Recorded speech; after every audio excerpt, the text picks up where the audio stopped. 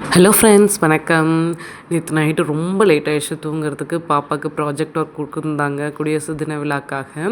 இந்த 3 வண்ண கலரில் ஃபேன் மாதிரி பண்ணிட்டு வந்தோம். அப்புறம் கூடவே ஒயிட் கலரில் பெயிண்ட் பண்ணிட்டு வரணுங்கிறதுக்காக ஒயிட் கலரில் ஒன்று தனியாக பண்ணி கொடுத்துட்டு பெயிண்ட் வாங்கி கொடுத்தாச்சு. இதுதான் நாங்கள் நைட் பண்ணது. நைட்டு தூங்குறதுக்கு ரொம்ப லேட் ஆனதுனால வீட்டில் காயும் இல்லாததுனால காட்டில் போய் பார்த்தப்ப முள்ளங்கி மட்டும்தான் இருந்துச்சு.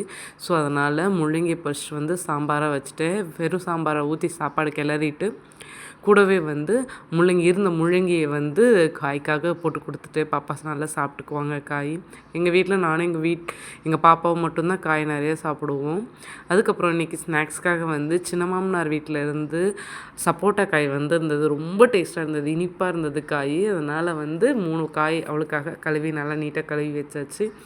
மார்னிங் பிரேக்ஃபாஸ்ட்டுக்காகவும் தோசை ப்ளஸ் இதே முள்ளங்கி சாம்பாரை வச்சு கொடுத்தாச்சு. ரொம்ப டயர்டாக இருந்ததுனால லேட்